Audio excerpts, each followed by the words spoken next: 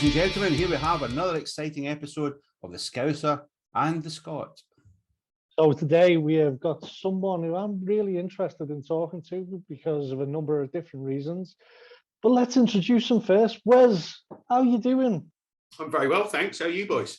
We're doing very well, thank you. Just in case anyone doesn't know, Wes has his own PR company called O'Neill's PR.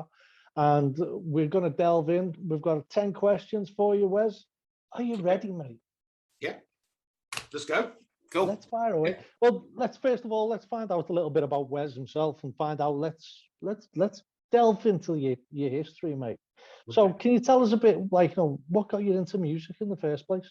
Well, it was when I was a kid, and it was when I first heard Guns N' Roses. I was probably about 10 years of age, and I got given a tape copy. One side was almost the whole Appetite album, the other side was Lies, and I heard that, and I remember thinking, wow, it was one of those eureka moments, because I was listening to Jason Donovan and Ross and Kylie Minogue up until that point, Michael Jackson as well, but that's so cool.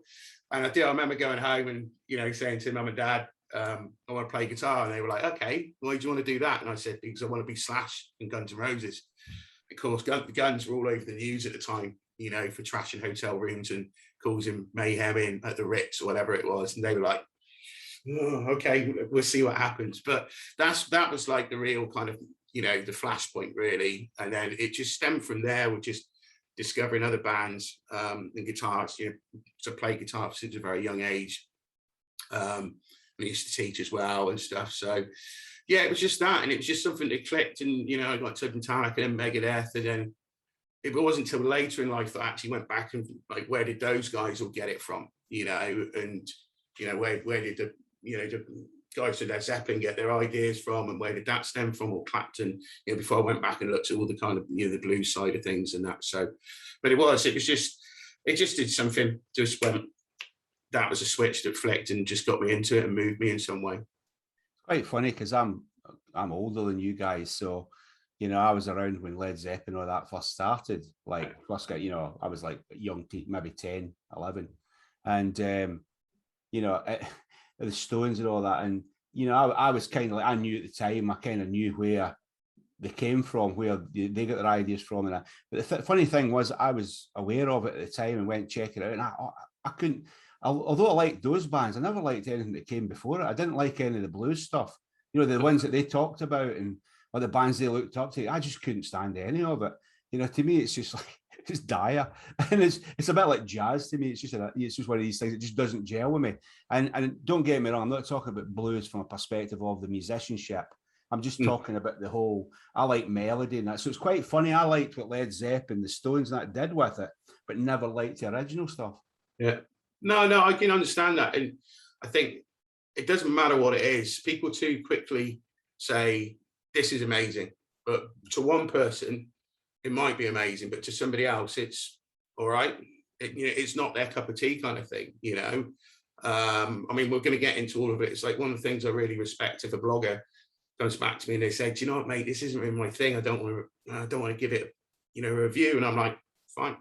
I'd rather that than you put out going, really didn't like this, and not being any kind of constructive about it, so because as kids, we all grow up saying, that's crap, because we don't like it, we're not into it, but that's completely the wrong thing, because music is just so subjective, and it moves people in different ways or different levels, and I think you can pick something out of anything really. It's quite funny. I was promoting a band, I worked with a band, so Matt Long and the Revenant ones, but Matt's also with the same two guys in a band called Catfish, which is blues.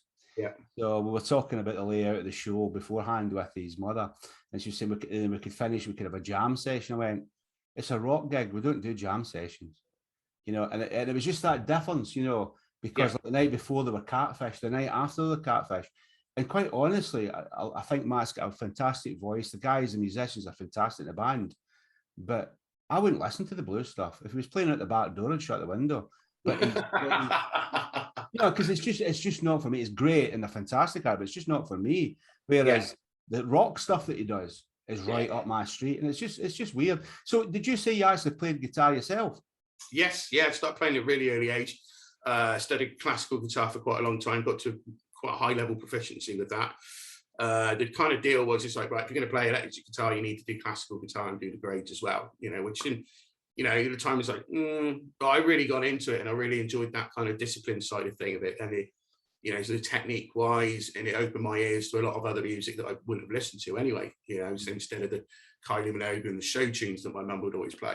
But yeah, so it's like, I mean, I started teaching really young. I was like 16, 17 when I first started teaching, and I got asked to by a family friend, and I was like, okay, yeah, cool, I'll do some lessons. And Joe Satriani is my favorite guitar player of all time. And it was like, that's why I've gone for the haircut. You know, I gave up the battle with my hair. So, but the, and, you know, and I knew that he taught from an early age. So in my head, it was like, oh, if I could do that, that's a stepping stone as well. And I really enjoyed it, you know, so I ended up teaching quite a few people going into schools and stuff when I was doing other bits and pieces of work, because I never went to college. I didn't go to university. And that's, so, you know, I came out of school and went straight into working at a pet shop, believe it or not, which I worked for 3 years, 3 days a week, was teaching guitar, playing in different bands, you know, partying and all that kind of nonsense. And I wouldn't change that for the world. Because it taught me a lot being out, straight out into the kind of working world, you know, customer face and everything like that from an early age.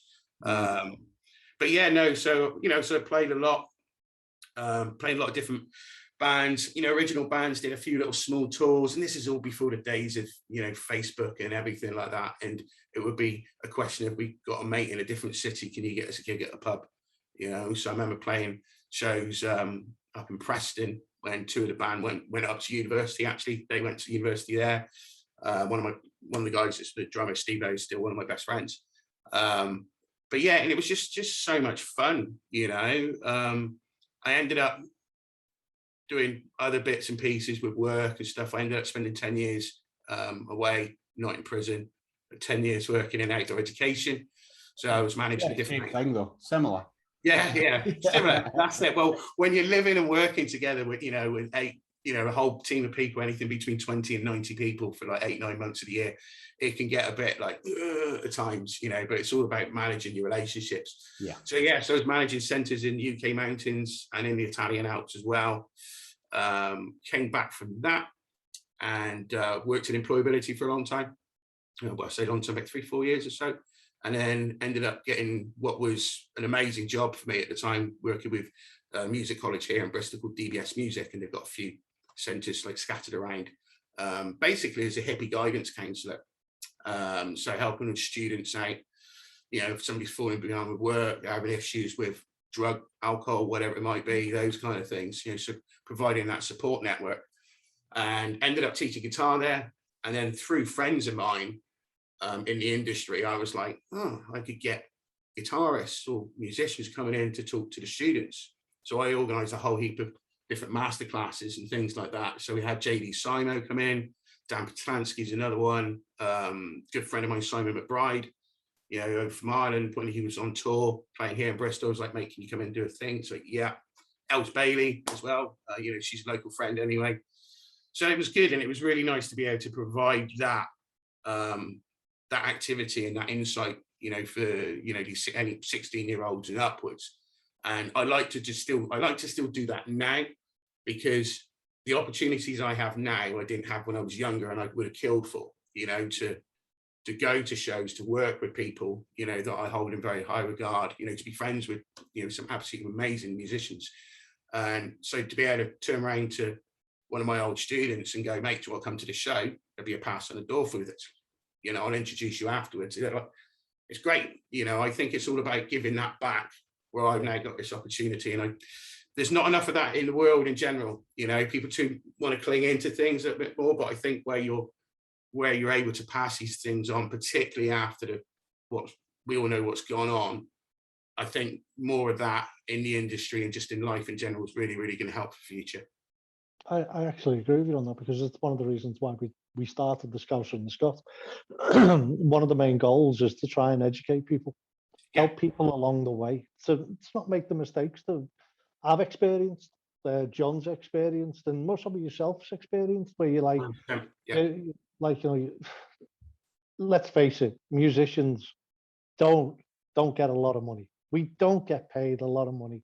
We do get a lot of respect. You do get a lot of acknowledgements and stuff like that. But the amount of money we put in behind the scenes isn't acknowledged.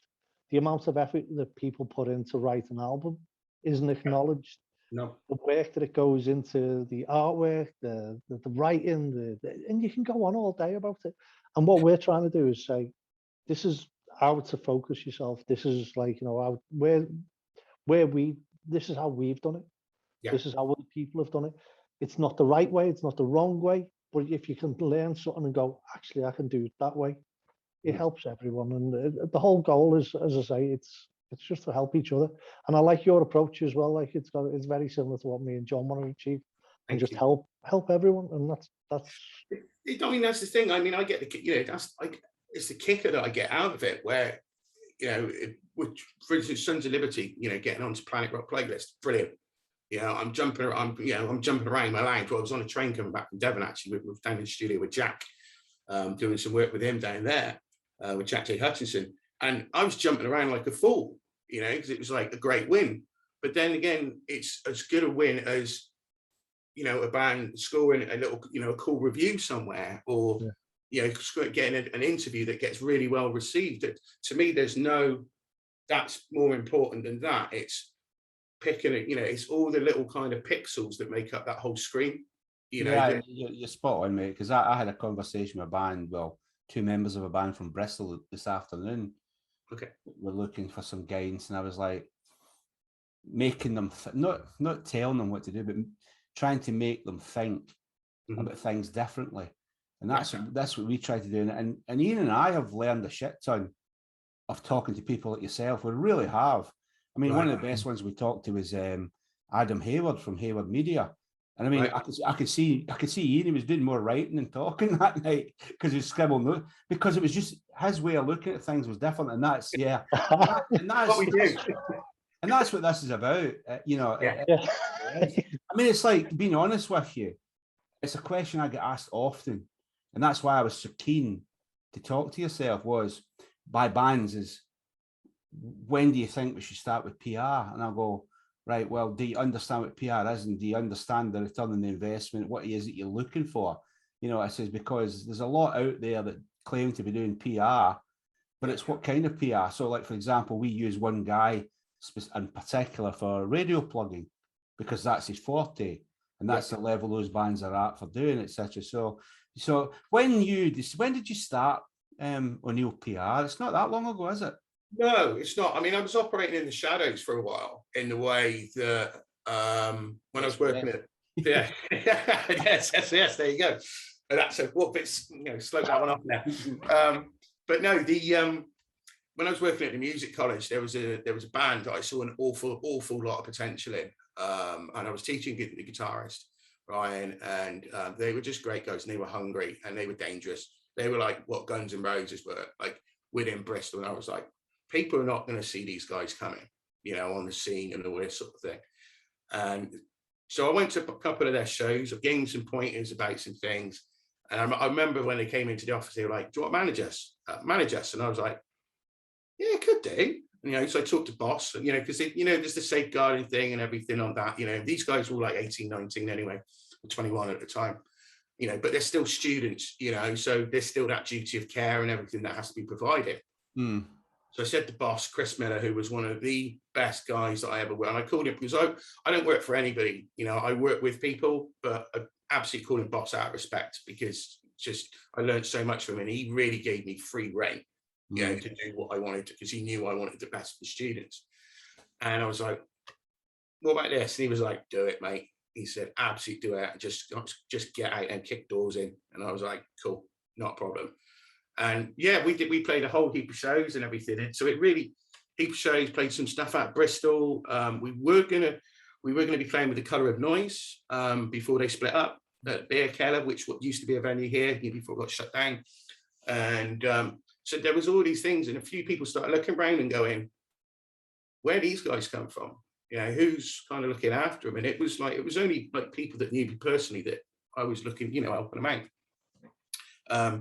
And then it kind of fizzled out in the way that my role at the college was made redundant.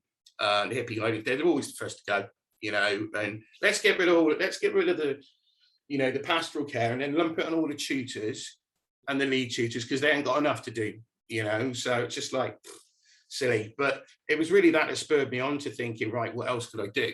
You know, so I worked with another band on a tour of theirs.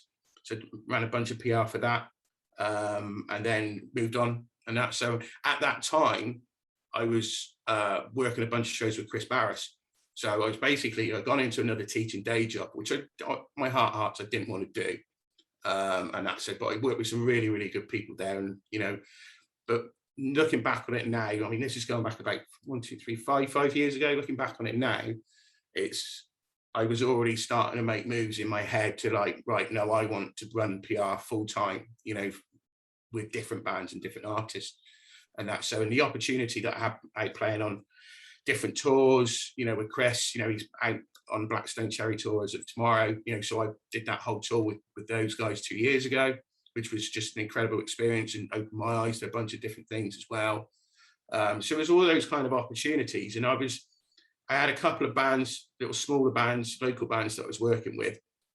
And then it was when I came off that Blackstone Cherry Tour and I was just like, I need to do this properly. You know, it's, you know, sooner or later, we've all got to decide whether we're going to play the kids game or the adults game. We all find out when, some find out sooner or other, but it was that kind of moment. It was like, well, one of the moments that was like, right, let's start doing this. And as soon as I did, people around me, you know, that whether it be guys from Mascot Label Group who I'm, you know, very, very good friends with, you know, at other places, they were just like, yes, this is what you should be doing. You know, because you're good at it, you enjoy it, you give a shit, you know, you don't just treat people like numbers. Sorry for swearing, I can get a bit loose with that. No, don't worry about it. So with a Scouser here, it's fine. No, well, there you go. You're not a red though, as we know. So, but let's not get into that. So, but yeah, it was that moment, and then really when the pandemic hit, where it was like, right, I wasn't doing the teaching job because that was shut. And I remember sitting here on the couch and just getting messages from different friends saying this tour's cancelled, that's cancelled, you know. And I was just like, all right, it's time to go to work, you know. So we started looking around, what other, you know, artists were out there and different bands, you know, just having a conversation with the people. And it was really with working with Firekind that really, really made me start putting the pedal to the metal. Because I'd known those boys for a long, long, long time, about 10 years. And they had a great album, which never went anywhere because they didn't put any PR behind it. And this was before I knew anything about PR and stuff. And I was talking with Jace, who's one of my closest friends. And I was like, he was putting a single out and I was like, what are you doing with it? What's your strategy? You know, oh, I just really want to get out. I was like, no, let's do a suck and see. Let me roll with it. And then we'll see what we can do with it. And we got on to Planet Rock and we got on to a few other places and there was interviews popping up. And I was like, what do you want to do with this album that's sat there? And he was, oh, we couldn't put it out again. I said, yeah, we can, because no one's heard it, you know? So with Firekind, what I have found is Already Lost Deluxe Edition. That's what that became. And yeah, so it kind of started from that. And then other bands, you know, coming along, I would look at something like Jack, I'd known for a long time anyway, Jack J. Hutchinson, Sons of Liberty. They got referred to me by Chris Barris and their producer, Josiah J. Manning. Because they were looking around and they were like, look, talk to Wes, at least have the conversation. And that, so, and then, you know, with over in the States, Fabrizio Grossi, his solo album, Counterfeit Solstice Volume 1 comes out this Friday. So he asked me to work on that project, which is a huge honor because Fab's just so well connected and play with anyone and everyone, you know, and also very keen to help people out. He referred me to, well, one of his colleagues, Ali, manager in the States, his client Derek Day. Fab referred me to them, so I started working with Derek for solo stuff. But yeah, so it all kind of, it's just fallen into, it's kind of crazy in the way that it's kind of fallen into place over the last 12, particularly like the last 12, 18 months. You know, worked with Alistair Green, another great American guitarist, for a bit. It was a bit after his album came out. He said, oh, can you give it a bit more of a push in the UK? And I was like, yeah, cool. Because I already knew him because I I used to interview different bands and stuff and artists for DBS Music website and down the front media when they're around, and Blues Doodles as well. Like Liz is like a fairy, Blues Doodles, she's like a fairy godmother to me. She's always been very kind. And she was one of those people that were there being really supportive when I'd lost the job at DBS. She was like, "Do you want to come and write for me? Give you something to do?" And I was like, "Yeah, absolutely. You know, I'd love to do that." Again, it's that helping, you know, people out there in the game and stuff. So, but yeah, no, it's always nice when somebody comes knocking on your door to say, "Are you interested?" You know, there's some bands that I'm not interested in because, because I'm not into the music. I'm the same, mate. It's exactly the same with me. I'll get people contacting me and go, "You're doing really well with these on behalf of these guys. Could you talk to us?" And there's various reasons. If I don't like the singing voice, that's it, knackered straight away, because I'm a melody man, an ex-singer. Not that I was a great singer, but it's what I listen for. Yeah. And if they're not a genre that I work in, you know, or know anything about, I'd be loath to take them on, because I always think, well, there must be somebody better out there, better suited for you than me. Yeah, it's about the fit. The better suited is the right way. It's got to be a right fit both ways. There was one band that approached me. I had listened. Music wasn't for me, but not saying it wasn't any good. And I was like, "Okay, cool." I said, "Mate, I'm more than happy to have a chat." So we had a chat for, I don't know, 40 minutes, and I was like, this, you know, have you taken care of that? How's your database come along? What's your press release look like? You know, have you approached this person? You know, all these different kind of things, you know, so I'm more than happy to do that. There's been a couple of bands that I've done that kind of consultancy with. One artist who shall remain nameless for the time being, absolutely fantastic, approached me. We had great conversations, then got picked up by a really, really good management firm and was like, "Oh, mate, they want to run everything in-house." I'm like, "Do you know what? That's cool. We've made progress. You know, there's progress there. I am totally cool for it."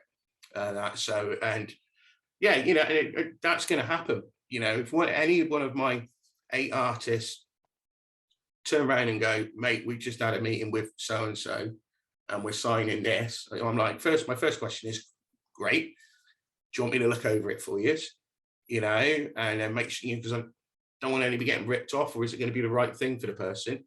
But then absolutely, it's a progress. You know, if that means that they get bigger opportunities, whether it be bigger support tours or, you know, getting to go over somewhere else, or having, whether it be a one album deal. Well, you know, a lot of these days, isn't it, when people say a multi-album deal, they're all optioned.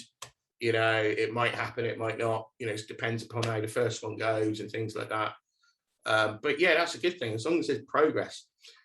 What I think, one of the ways I look at it is that everybody I work with, they potentially going to get married at some point, have kids, fall in and out of work, whatever, all of that kind of thing. And they're investing time and they're investing money in what I do and what I can provide for them, and how we work together and what we can achieve together. So I need to go to bed every night thinking, yes, I've done everything I can on this day, and we go again tomorrow. Yeah, I think that's an important thing. It isn't just like, because that for me, that'll do, will never do. And there's too much, "Oh yeah, that'll be right. Yeah, that video looks all right. That behind the scene, yeah, we'll put that out, you know," or that, "Oh yeah, tour post, oh, it's a little bit fixed up, but we want to get out." No, that'll do, will never do, because everything you're presenting is a product and it's a business of you, and you want to represent yourself in the best possible way. It's like going out on a date. You're not going to turn up to a date with jeans that the trousers are broken on or whatever, unless that's fashion these days, I don't know. But, you know, you've got to present yourself in those ways. And, you know, there's been the conversations that I've had with people and gone, "That was me. I wouldn't be putting that out. No, it's not quite there. But these are the reasons for it." You know? Yeah, are you like me? Because I do that sometimes, especially even if they send me stuff through. "Oh, we're looking for management," or even if it's just they want me to play them on the radio show, and I'm like, "I can't play that," and they go, "Well, why?" I say, "Because if I play that next to the rest of the songs that I play, it is not going to shine a good light on you guys. It's just nowhere near there."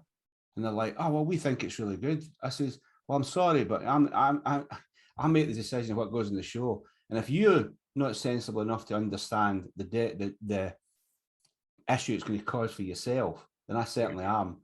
You know, and I'm kind of like, so before we go into the sort of gubbins of really what PR, the mystery behind it is, for your perspective. And I'm sure that every PR guy's got different ideas.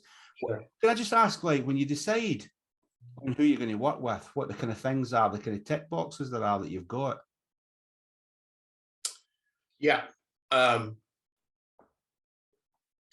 values are aligned in the way that we see the game, so to speak, or the industry. That people are willing to listen. You know, I'm always going to listen first. It's just like, right, tell me what you want to do.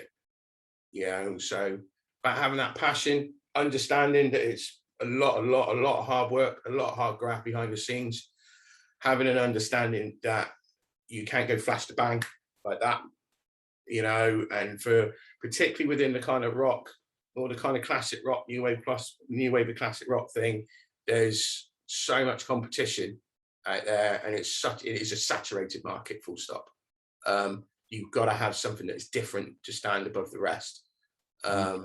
You know, about the way that you play, the way that you operate, and things like that.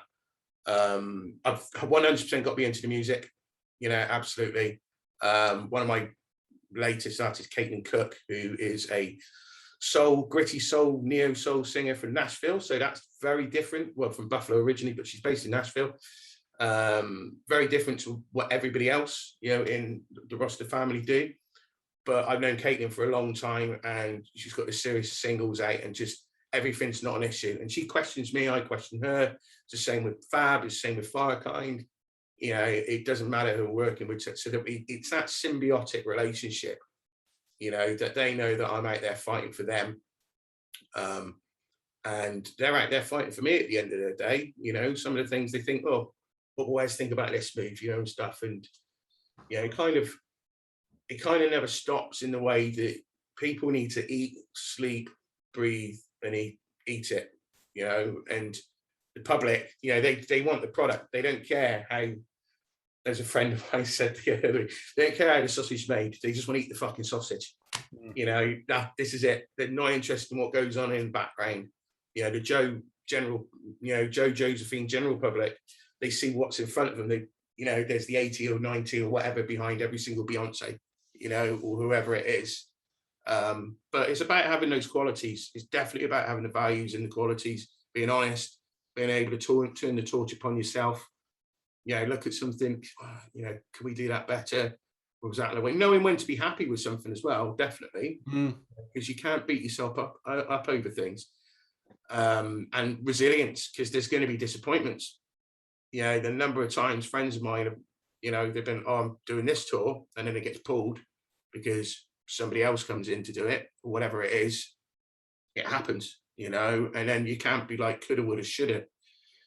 You know, people need to look at, you know, particularly younger bands and stuff, and even some older guys as well, for that matter, will need to look and think, why have they got that and I haven't? And it's just like, use it as an inspiration to think, as, you know, something to aspire to, or look at the model that they operate using. How do they go about doing things? You know, so, and because we can all pick something from someone. So it's all of those. That's a lot, but it's all of those things. And that. Yeah, you're spot on. I mean, it's like me. If I don't get a feel for them, I'm just not interested in working with them.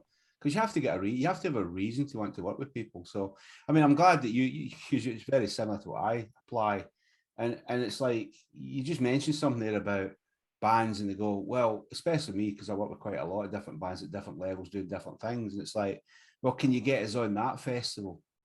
And my first thing I'll say to them is, what makes you think they want you? Yeah. Why do you think you should be there? You know, and if they can come up with a good, when I'm already sitting there thinking, you haven't done enough to warrant it. Well, yeah. We're a brilliant live act, and you know, and people love us, but yeah, nobody knows you outside Bolton. See, that's the thing. It's like, who have you got coming to your shows? You know, it's like all these cover bands, you know, and they're like, oh yeah, we're really, they're amazing. People don't like the band, they like the songs they're playing. Yeah. They couldn't give two hoots what kind of guitar player or whatever you are, or drummer, whatever it is. It's like, who have you got coming to your shows? You know, what's your pool? You're gonna get asked, you know, on the way up, how many tickets do you sell on the last 6 shows? And if you go, no good, spreadsheet, record every single how many tickets you sell, you know, if that's your show, but also the shows that you were support act or whatever, how many people were through the door, you know, so then people can see the amount of people that saw you. Fair enough, we know what it's like. Some people don't always turn up to the support acts, and shame on you, because they should be turning up to support acts. You paid your money, go and see the whole show. Why not? And those are the future. Yeah, it's shocking. And also younger bands as well. You open a Pandora's box here. But younger bands, I've seen it where the two younger bands that were playing, supporting another act, they turn up with all their friends and family, and the place is, for argument's sake, half full. Once they've finished playing, they all leave. Everyone disappears. Because they're all going off to their party, because they just played the Fleece and Firkin on a Monday night, which to, you know, a 6 and 7, you know, 16, 17-year-old, it's like playing Wembley. I get it. Been there, done that. But you got to think of the bigger picture, because you won't get asked back again. It's quite interesting. I was just talking to a friend of mine who owns a venue, and in fact, I've spoken to a few recently, obviously, and they're saying that most of the time now, most of the phone calls they're getting or messages they're getting is, when is such and such a band actually on stage? So Yeah. people are paying and they want to know when those damn Crows are hitting the stage, or Massive Wagons are hitting the stage, or, you know, anybody band, Sons of Liberty. They're not, and I'm like, why would you pay £10, £15? And just remember, those bands that you're paying to see used to be those fucking opening bands. Yeah. But they are saying it's more prevalent now than ever. Now that might be a COVID thing, i.e., we're wanting. Oh, it was happening before. It was happening before. I remember seeing it on a lot of bands' Facebook posts and stuff, and it's like, you know, set times for tonight, this time and the other. And I remember seeing people ask. I disagree with doing it, because it does put that thing, because people think, oh, I can stay at home, catch EastEnders before going out. Then watch EastEnders on catch up. You paid your money. You go and support. You know, go and support the whole thing. And you know, because venues, promoters, bands, the whole game has struggled. You know, like a lot of other people in other walks of life, and I get and I respect that 100%. But then there's people that hankering to get back out of shows, but then they're asking, can I be put on the guest list? Or is there cheap tickets because money's tight? Yeah, money's tight for everybody, you know, because of everything that's gone on. You know, and we need to build, you know, and it's only by backing and supporting and everything. I get that. I'll get bands and they'll say, can I put people on the guest list? I'm like, no, you're going to take your full fee, mate. That's me and my promoter said, oh, you're going to take your full fee. Do you want me to deduct them from your fee? Yeah. Well, no. I said, well, then why would I? They're just girlfriends and all that. There's none of them actually doing a job for you. You know, and it's bloody nonsense. And they need to start, bands in particular need to start thinking about the business side of it. They really do. I think that's one of the biggest challenges to get through to the majority of bands. Yes. It's like, you know, if you're not treating it as a business, why should they treat you as a business? Exactly. It's a product. You're facilitating a product, you know, that you're putting out to people, whether it be a CD, you know, and even a download, you know, whatever, or a live show. And you've got to approach it with a business model, and how are you going to grow it? How are you going to get it in front of more people? How do you want it to be received? You know, because if you're perceived to be doing something, you might as well be doing it. So if somebody thinks you don't give a toss, and you think you're going to be the next big thing because you've released this, what you believe is to be an amazing song, but you don't do anything with it, it's not going to happen. You know, it really isn't. You know, in a lot of ways, there's more opportunities for bands and everything, you know, to do stuff. And when I say bands, I'll include, you know, DJs and producers and all that kind of stuff. Yeah. From whatever genre of music. Nowadays, you know, you can set up a record label in your bedroom, and you know, you couldn't do that when we were younger, you know. And don't you think though that it's I'm going to sound old saying this now, like, but technology has taken away some of the need, i.e. your Spotify's, as you say, setting up your own record label in your bedroom and stuff like that. It's sort of taken away that the art of going to a shop on every Saturday to see the latest releases. There's that many different charts available out there. You're sort of looking, going, what is number one this week? Is it, you've got the rock chart, the new wave classic rock chart, you've got the another rock My chart. brother, my brother had to ask me when New Wave went out. It was amazing. So pleased for everybody involved in that project with the New Wave of Classic Rock. It was quality. You know, yeah, just absolutely. You know, people work so hard and stuff like, you know, Jack and the Sons. And I did remember screenshotting it, and, you know, yeah, technology, screenshot it, WhatsApped it to the family group, you know, to me, you know, my parents, my brother and his missus, and it's like, got a top 20 charting album like this. And my brother said, which chart is it? And I was like, come on, man, don't spoil my thunder. But it was. But you know what I mean, don't you? You know what I mean, though, Wes? It's sort of like, you know, correct me if I'm wrong on this, Smith. I most probably am. It was either Friday night or Sunday or something like that. You'd all watch Top of the Pops. Yeah. To see what was number one. Yeah, that's right. It's lost its edge a little bit. And it sounds crap, but there's too many options for people. And I think there are too many options. And, you know, we all know the argument about the things like Spotify and Apple Music. You know, that it's great for the consumer, it's bad for the musician. You know, we just go round and round and round in circles on that one. Although, having said that, Spotify is no different to what the record labels used to do. You were in hot to them. 81% went to them, and the other 90%, everything that was every penny that was ever spent was taken out of your 19%, and you could never escape. Most bands never escape the debt, so nothing's really changed that way. No, but like I say, though, this is where bands have got to understand that it's a business, because as I say, you can release, like we said before we started the interview, you can start by spending hours and hours, and the amount of money and time the musician will spend on writing a track and then putting it out there and stuff like that, only to get, say, 50p to £1 or something on Spotify or whatever it is. It's whatever. It's down to the business side to actually say, well, wait there a minute, how else can we make money? And that's down to the band to actually produce their own merch, the merch line, and, like, you know, and think outside the box. It's not just about like, you know, the music. It's a bigger business. Yeah, totally. And that's where you've got to work with your management team. Like, you know, I work with John. We ping I always ping ideas over to him. What you think of this? And if he comes back and he says shit, you know what? I'll look at it and I'll go, why isn't it working?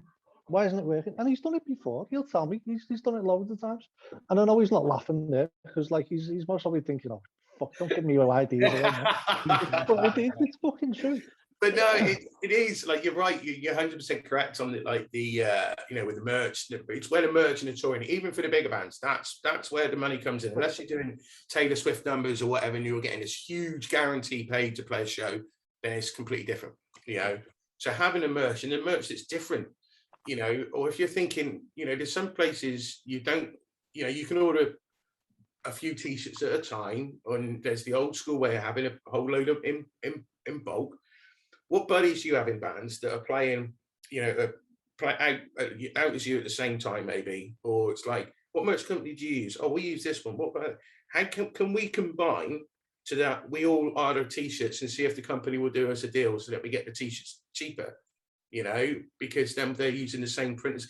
It's all of those kind of things, you know, that people can sometimes don't really think about it, you know, and like asking for a rider at a show, it's like, you know, a lot of you got paid for it, you know, so there'll be some booking companies and agents that would say, yeah, if you want a rider, it's 15, 20 quid or whatever it is.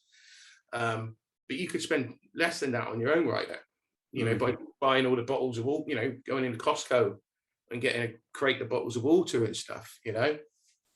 I think that's, you know, this is the thing. I think this is what I think we better move on to the actual bit that you're a specialist in, mate, before we run out of fucking time. Because I have a feeling that we could sit here for 5 hours quite easily doing this, because we're all very similar and we all have the same passions, and it's cool. It really is. But it's like with my boys Firekind, they account for every penny, every cent.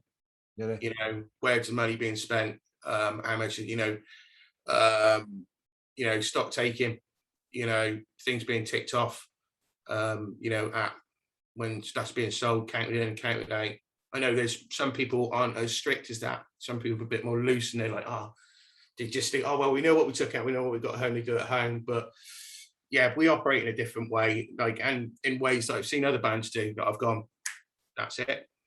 That's the way to operate, and ways that I've been advised by people who have run merch for very, very big bands and gone, this is how we did it. And it's like, okay.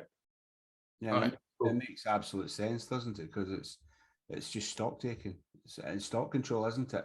So if people are watching this, and I'm telling you, I'm pointing straight at the camera here, there will be loads of you watching this, and you think you know about PR, and you think you know what PR is about, and this is where I'm going to point out you're fucking wrong. So Wes, talk to us generally. We're not asking you to give away your trade secrets, but what I want you to do is talk to us generally about what you believe a PR company does for bands or musicians, and where it fits in, you know, with the whole thing. It elevates where they're at that time, makes them more accessible to people that hadn't heard of them before, more people aware. For instance, if there was a friend of mine said that one of my artists, oh, they sound a bit like Deftones, and somebody was like, oh, no, they don't. And I was like, I couldn't care less.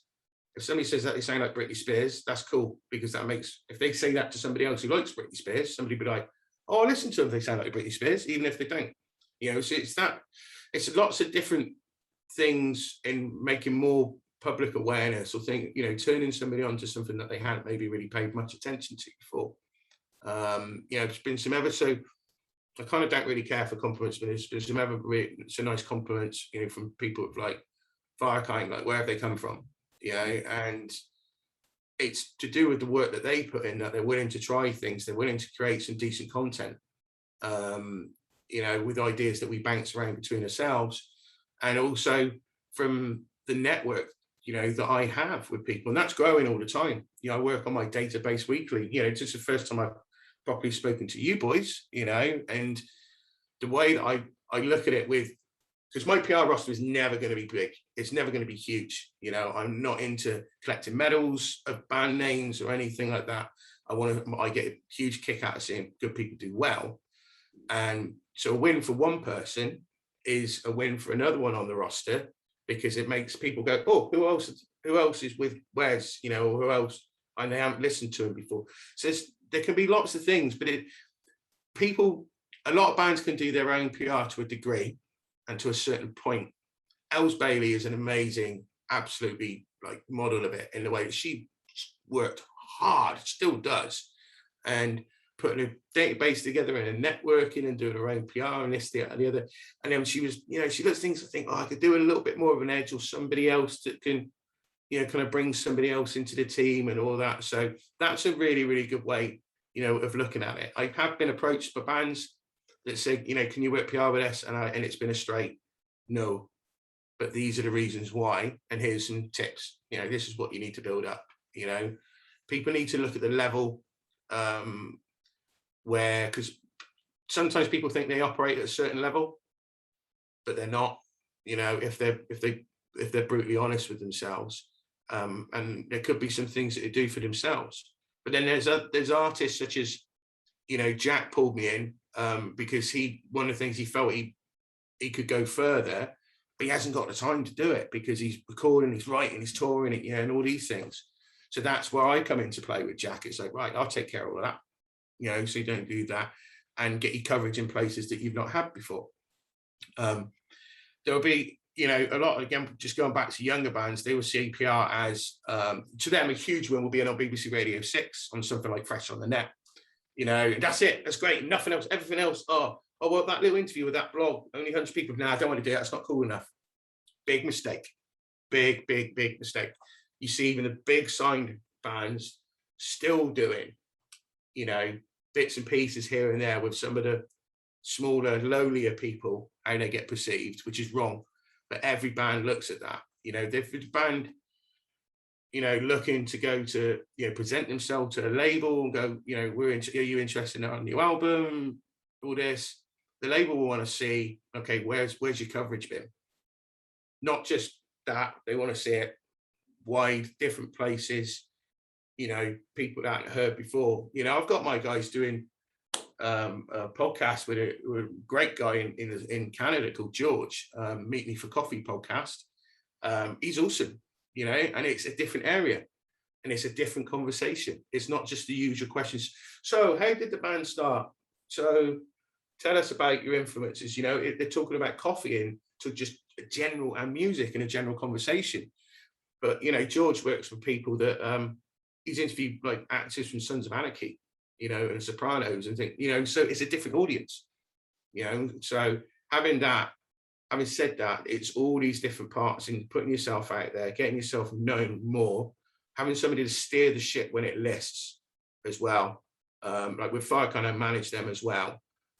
So like when we had to reschedule the show, the hometown headline show that we built it up and everything, it was like, right, and I was on site at the time. I was there with the boys, and I was like, right, this is what we did. 90 minutes, we had it sorted, and then we could say, right, it's rescheduled. You know, whereas other bands with a knee-jerk reaction, we've had to cancel tonight. This is fucking shit. Fuck COVID, yada, and all that, and it just doesn't look good. You know, it looks good to their inner circle, but not to the wider kind of public and stuff. So that's something that, I mean, I shared something the other day, and it was basically saying that every post that you put out can affect your brand one way or the other.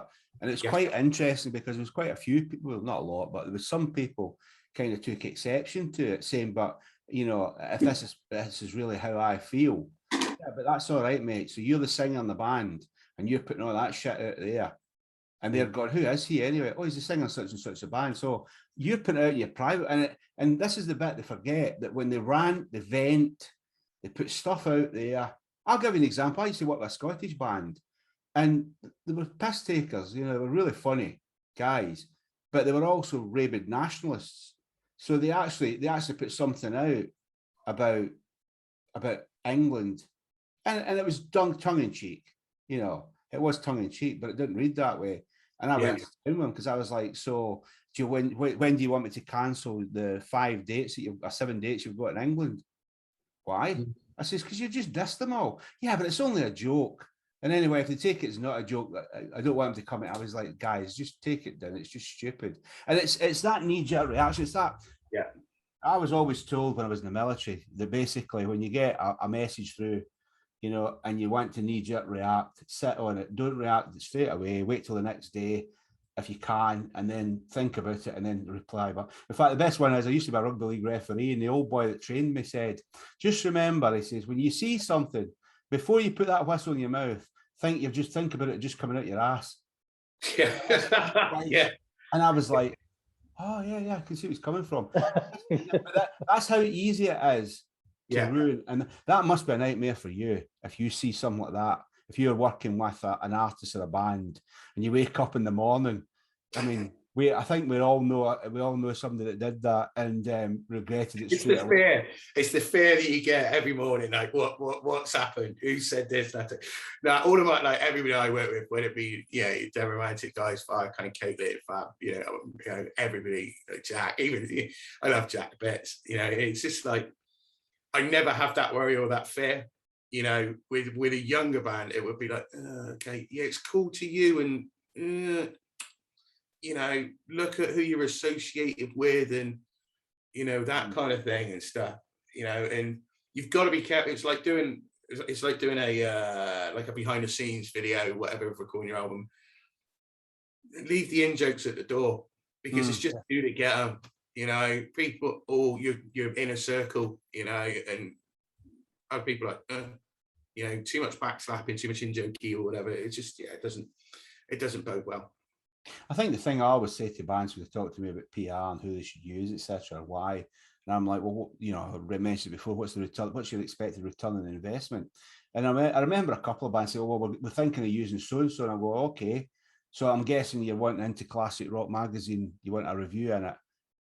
Well, how did you know that? I said, because he's notorious for getting little 2-paragraph write-ups. I says, what are you going to get out of that? And among the other 100 that's in there, for that amount of money, guys, is it really worth it?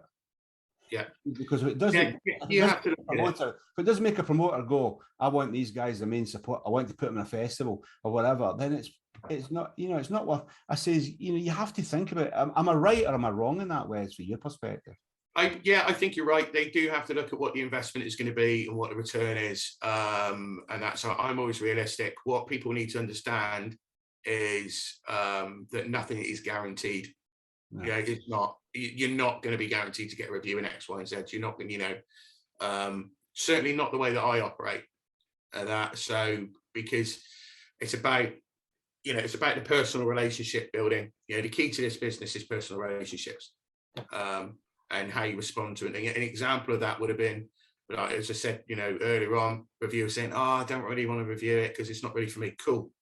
That person's actual response was like, "You're not pissed off?" And I was like, "No, I'm not going to have a go at you. It's just, oh, mate, The next person. cool." Because otherwise I go back with something else and they're like, "I know he was a twat last time." It's not how it works. I mean, you've got to look at it and be realistic with your budget. What are you putting in? What are you getting out of it? Like anything. And dude, like, there'd be some people that tell you that I don't stop working. I kind of don't. If I was like a lawyer, in the Tom Cruise film, film The Firm, and billing for every minute or second of what I'm thinking about an artist, man, I'll be sat on a beach, in Honduras or something with a big cigar, but it's not the way that I operate. It's not who I am as a person.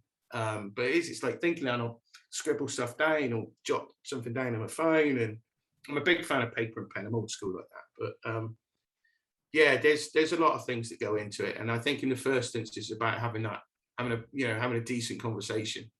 And I think it's important for PR person, if they're considering working with a band, not to watch a YouTube video, go out and see them live, because you've got to cut it live, particularly in the scene that we relate to.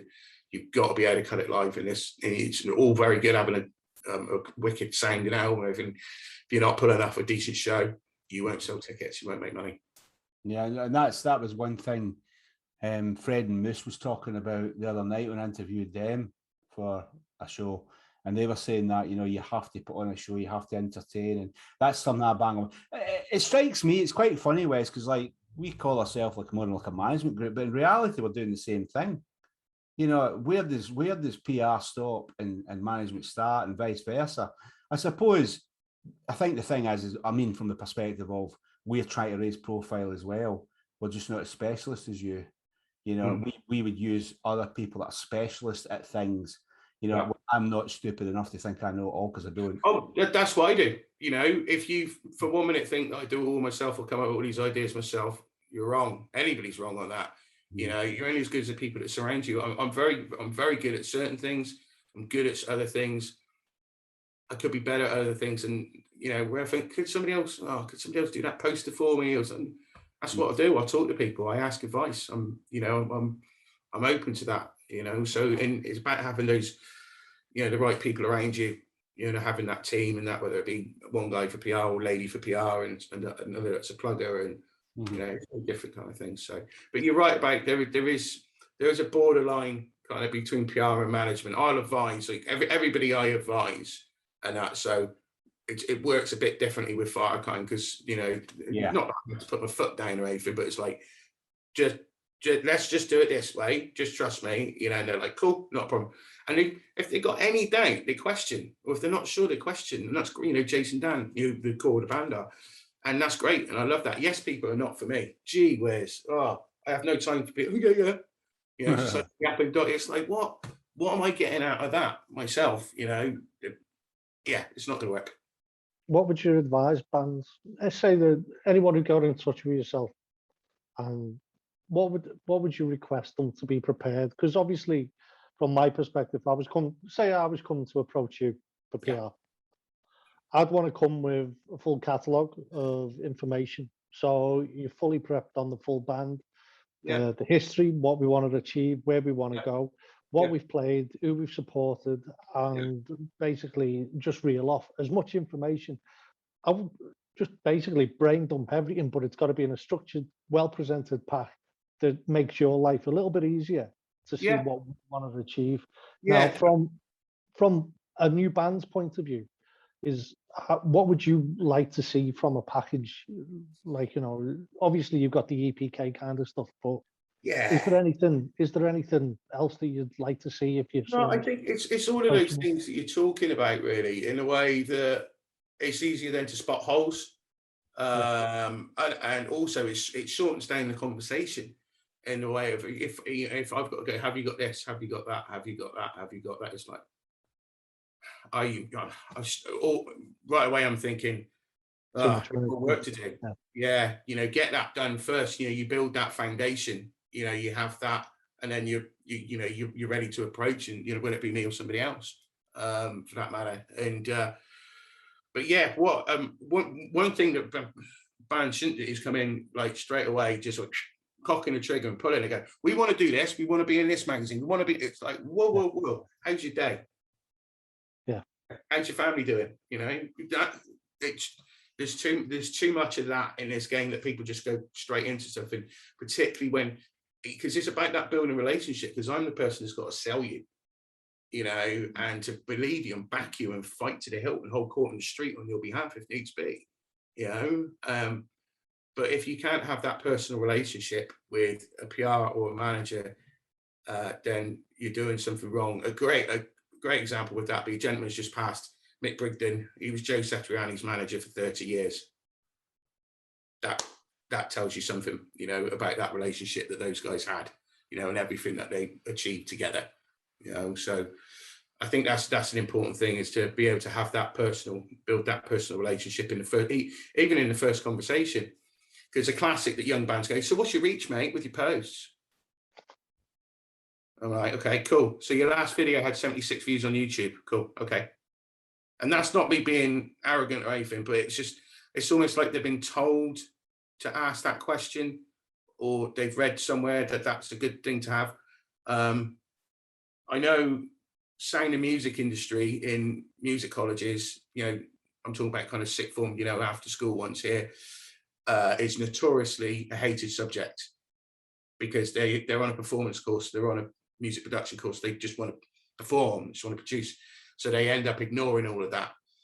I know that because I was one of the people that was having to hunt students down. Where's your assignments? Oh, just and some of them did very well at it, but others, if they scraped a pass, they were happy with it, and that will never do, because it's those kind of things that will come and bite them on the ass later on in life. Whether it just be turning up to a show, or and not being prepared in the way of the the health and safety aspects, particularly in this day and age with the COVID and all that kind of thing. That are having to sign a contract to say you must show it a lateral flow test or whatever it is, thinking that SMI, as they call it in the game, in the teaching game, it's important. Look at those things, read up. There's so much involved in it. The problem is that literally no musician ever became a musician to do business. But the fact of it is, the ones that succeed are generally the ones that take care of business, because let's face it, they can't freaking afford to pay proper professionals to do it at the level they're at, and not that many in our game, rock game, can, because quite frankly, the money's not there, and it's worse now. I mean, it's worse now than it was pre-COVID. It really is. It's certainly in the rock and metal side of things, it's dire. So they're going to have even less money. So that's why they need to be. And I think the other thing is Ian used to suffer for this. When they started King Voodoo, he was doing a lot of the business side. Jamie did a bit as well, and then there were a couple of guys that weren't really involved in it. But and that's not unusual. I think in every band there's usually one that does everything, and that wears them down. And that's the other thing, is that I think you need to sort of, just like, if it was me and you, say, Wes, and let's say we're talking about Ian's band, and you said, yeah, I'd quite like to work in their PR, and I go, well, I'm their manager, then we would have to say, right, sit down and go, right, what can you achieve with these guys? What element do you want to work with, and what element should I work with? Yeah. Or do I want to work with? And then we come up with a plan together. And that's the thing, it's not a competition. And these bands that think they're competing with other bands, they're not. The only thing they're competing with is people that don't currently know who the hell they are. That's, absolutely, it's nail on the head there. And where you're working with a band, because I work with artists who have managers and stuff, and like Fabricio does, and Derek Day does, and I talk to them, and and I get along really, really well with them, and it's like, we will trust you to do your job. you know, not trying to micromanage or anything like that. But like within a band, people need to kind of delegate things. Sons of Liberty do that really, really well. Fred and Moose operate that brilliantly. It's some of the best I've seen it. And it's just like, great. You know, it's nice to see that. I tell you, one of the bands that came out of nowhere, and I thought they did it really well. And I don't know if you were behind it at the time, but you obviously weren't. Now is Dead Romantic, because I kind of know the bass player for when he was in Nova Story. Yeah, Chris. Yeah. I mean, they just sort of came out of nowhere. They did it really well. And the other band was South of Salem. Well, if you go back to Dead Romantic and that, say, they pulled me in to work PR for their London, for the Blackpool and London shows. So they've got lots of moving parts of different, you know, they've got really, really decent management and stuff, and they're with Major PR. And actually been doing it with the Metal Hammer stuff and everything like that. So, but we had already had a conversation before because I knew the original drummer. And then Mike, when we saying this, the guitarist of Juicy, came to me and said, do you want to have a chat about these two shows? Like, yeah, cool, I'll get you a bunch of interviews, this, that, and the other. And yeah, you know, it just that little helped. It was, again, coverage in areas that they weren't being seen, you know, by people that weren't, you know, that didn't know about them and stuff. But you know, they've got really, really great distribution, you know, through Sony Orchard. So, you know, these YouTube numbers that you're seeing, these Spotify numbers, like through White Lightning PR, are really, really cool. They're real. None of that shit is bull. Yeah, there'd be some people, there's some bands, and I've seen them do it. They buy YouTube views. They buy all the views and all this, and it's obvious to tell. Yeah, it can be seen. It's like the bands back in the days when it was singles and albums. Yeah. And they'd get and buy their own albums and singles. Wasn't there an Australian band? Get up into the charts and get on top of the pops. I mean, nothing's changed. Wasn't there an Australian band who recently said that, like, you know, they paid for a ton of hits. They came over to do a UK tour and no one turned up. That was it. It was the whole kind of fake thing, wasn't it? Yeah, a couple of years back. I read the BBC article. It was a completely fake band, wasn't it? And he paid for this, and people were buying tickets to turn up to show. One of the shows was here. Yeah, it was either American. American or Canadian, wasn't it? It was one guy. It shows you. That shows you how scary that these things can be manipulated and everything. I really do think the key is, you know, having where it's genuine. People know it's genuine. You're going to have more longevity. It's as simple as that. If you just want to be a flash to bang, flash in the pan, then okay, so be it. What's the point?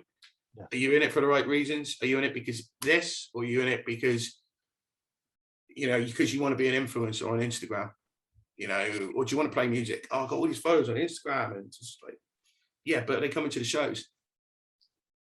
You know, they're buying a CD, they're buying a T-shirt. You know, so that's my thoughts. Yeah, no, it's a tough one, isn't it? It really is, like you say. And to go back onto another point what you made before, which was what you discussed, John, is like, obviously, when you talk and you're starting off and stuff like that, I will recommend the bands reach out to these kinds of people, either John and Wes, and have a chat with them. Just basically open the conversation with them. And the reason why I say this is because a lot of them treat it like a job interview, where the rabbits in headlights, and they're afraid. And don't take this personally, guys, because like I've been there myself, and I've learned the hard way. And I've like I say, to reach out to you guys, it's one of them where you're all normal, you're all human. Yeah. You all want to, like, you know, you just want to be like, you know, have a conversation, like, you know what I mean? And if you come across really well, asking how you are and opening the conversation properly, then these guys will give you the information that you need.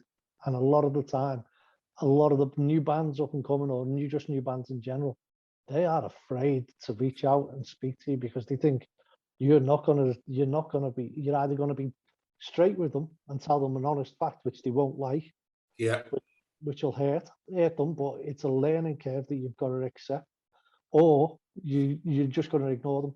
And one thing that I've found is everyone I've reached out to, and like, you know, 9 out of 10 have come back and been really nice, really genuine, giving pointers, giving explanations, and, like, you know, love to chat. And that's all it is. Reach out to musicians. It doesn't have to be the top musician. No. It doesn't have to be your top PR company, but reach out to everyone, and you'll be surprised how many people come back. We did that with a Forge Ahead initiative, Ian. I don't know if you sat in, but we had Yeah, I did. Fred do a seminar with all the young bands in the Forge Ahead initiative about how the Sons of Liberty do things. And I think it was an hour and a half. And I couldn't think of anybody better, you know, from that perspective. You've got a guy age. And the other night, the thing they kept saying was, we can't believe we're still doing this at this age. And we're doing this. This was our dream 30 years ago.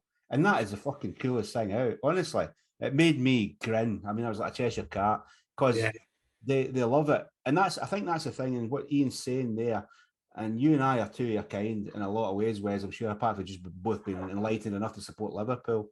But we, yeah, Wes is a red as well, mate. We kept that to the end. Later, cheers, Ian. but the thing with it is that if you care at all about what you do, I will take the time to talk to anybody if they're being serious. You know, if they're piss takers or that, then that's a different thing. But I will take the time to advise it. I'll not advise.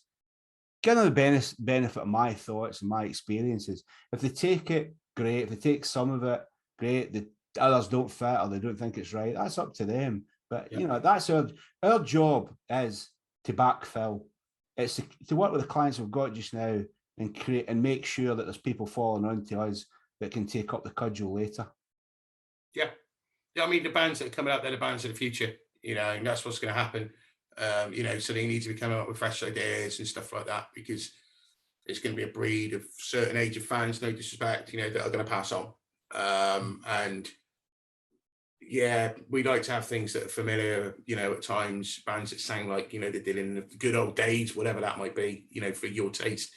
But yeah, it's about progression, about coming up with different stuff and, you know, finding new ways of doing things. So. And it is, and especially in this day and age, and that's the thing.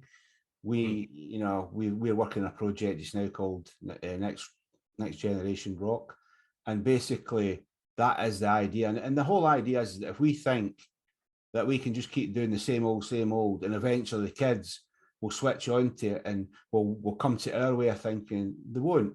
We have to look at how to reach them in the way that they like being reached, and using the tools that they use, or else we might as well just forget and just keep going, playing to an ever diminishing crowd because they're just dying out. Yeah, no, absolutely. Yeah, everything has to evolve, and sometimes fans don't like bands to evolve. They don't want the band playing a heavier album or doing an acoustic album or whatever it might be. It's like, oh, can't you just do the same? Really? I liked them better before. Yeah, I liked them better before. I really liked them when they were kind of like underground and nobody really. All of that nonsense. Oh, I'm gonna get some hate mail for this one. Don't worry about it, mate. The other one that's prevalent just now is when somebody says, like, I can't remember who it was. It might have been Chris Barris. It was somebody like that, and they announced a tour, and there was like 30 odd gigs in the UK. And the first 5 posts, I think, were, "What, you're not playing Leeds?" No, but we're playing. You know, we're not playing. Sorry, like you're not playing Bradford. Yeah, but we're playing Leeds and Manchester. Yeah, but you played Bradford the last time. Yeah, and we played Bradford. I think at the first 5 or 6, that was all they got. I was like, for fuck's sake, guys, you know what you're going to do? You want them to come and play in your living room next? Yeah. See, this is what some gig goes, and again, I say this with utmost respect. They don't realise sometimes the band, a lot of the time, the band doesn't choose where to go. Yeah, it's to do with the promoters. There's only 7 days in the week. There's only, you know, so many venues and all that, and there's X amount of bands, and there is the world's allocation of bands all heading out on tour as we speak, you know, with everything that's gone on, you know, and that's going to continue now for at least the next 18 months. That's going to happen because there's a backlog and everything, you know, even festivals are having still bumping over and stuff. Yep. But yeah, but it's not, and then also sometimes there's a reason, come and play in this place. We go and play in that place, and hardly anyone turns up. Yeah, because it's not a town for that kind of music. The scene there is different. You know, people keep saying to me and Ian, or to me, you know, can you get us a gig in Liverpool? I'm like, there isn't a scene for your kind of music in Liverpool, and if it is, it's terribly small. You know, it just isn't. You know, and such and they don't get it. But anyway, just if you're watching this and you're one of these people that are complaining because your favourite band no longer plays your town because they've got so much more successful. That is the truth of it. If they work with Wes, it's Wes's fault. Well, let's hope the Jack J. Hutchinson tour with Biokine goes really, really well, which we kick off at the start of next month, and then Jack's in even bigger places next year. So the good thing about that is, when he announces that he's playing one gig in Yorkshire and it's Leeds and it's a big arena. And then people in Ellen complain because he used to play the he was there at the Gentlemen's Club or whatever. Now he's playing an arena next year. Yeah, Billy Big Balls. Love it. So obviously, personally, I just want to say thank you for spending your evening with us. However, being the cheeky Scouser that I am, I always ask for one more thing. Yep. Can you give us your links? How do we get in touch with you, Wes? If someone's really interested in reaching out either to see either one of your bands who you've got on your roster, or if they think they're good enough to actually approach you, or even if they just want to say hello. Yeah, so be O'Neill PR UK across all Facebook, Twitter, and the old Instagram, which all the cool kids do. And that's O'Neill PR UK, and it's L ONEILL PR UK. Like I said, if you think the surf brand, 'NEILL, you'll get it right. What I'll do is I'll put all the links down below. So guys, click on the links, get in touch with Wes. He's an absolute legend. He's a lovely guy as well. Only downside is he's a Liverpool supporter. Hey, not everyone can cope with that. So like you say, Wes, cheers, buddy. Really appreciate your time. Thanks for talking to us. Thanks, one boys. last thing. Yep. One last thing. Well, I was going to say one last thing. Good luck, everyone. And give us a shout. Give these boys a shout for advice and stuff, and we'll see what we can do. Appreciate that, Wes. Over to you, John. Close the show, mate. Well, there you go, ladies and gentlemen. I hope you've enjoyed that as much as we have, and we've learned a lot ourselves tonight, and I would like to thank Wes for that. But you know what to do until next time. Hit that cowbell and subscribe.